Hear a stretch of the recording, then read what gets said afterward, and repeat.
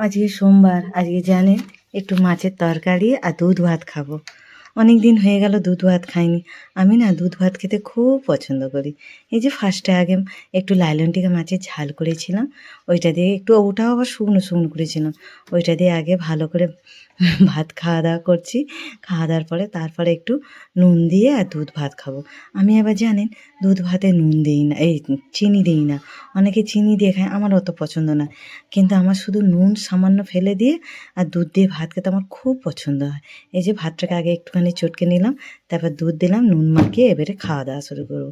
চলুন এবারে একটু ভালো করে খাই। অনেক দিনের পরে খাচ্ছি জানেন।